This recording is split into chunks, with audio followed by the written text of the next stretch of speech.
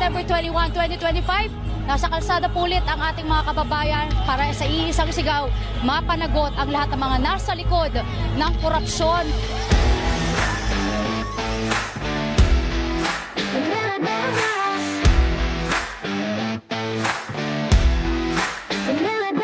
Sa kalsada, luha sa mata, mga bata gutom, walang makain sa hapag. Habang nasa mansyon, nasa alak ang laway, kami nilulupo, kayo'y naglalangoy sa pera't kasalanan.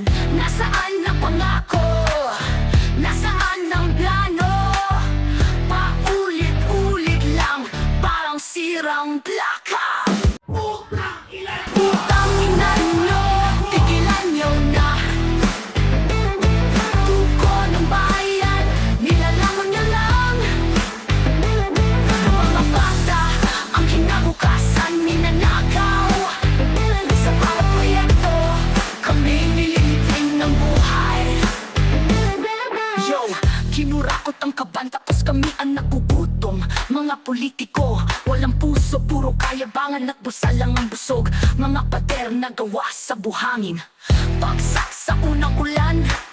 Kami nagtatampisaw sa putik, kayo sa dolyar na naglalangoy, mga hayop. Evacuation center, siksikan, walang hangin, mga bata nagkakasakit. Wala man lang gamot na dumating. Selfie muna bagong magabot ng relief. Politika ang sistema, servisyo bullshit. Naririnig niyo ba? Sigaw ng bayan. Galit ko tong hinanakit, walang hanggan. Hindi na kami mananahimik pa. Putang ina nyo, tigilan nyo na. Pera ng bayan, huwag nyo lamunin pa. Mga anak namin na kinabukasan, hindi laruan. Ito'y sigaw ng sambayanan. Tama na, tama na.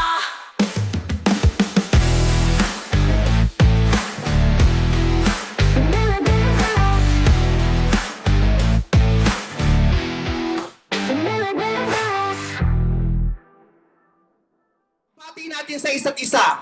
At para sa lahat naman ng mga politiko at bahagi na ng gobyerno na nagnakaw sa atin, nagnanakaw sa atin, mga nakatingin habang may nagnanakaw sa atin, mga kasama ng mga nagnanakaw sa atin, mga alam na may nagnanakaw pero hindi nagsasalita, mga kasama ng mga nagnanakaw, mga nagtatago ng magnanakaw, isa lang ang gusto namin sabihin sa inyong lahat. Patawad kay Father pero putang ina ninyo! Abot-abot na alam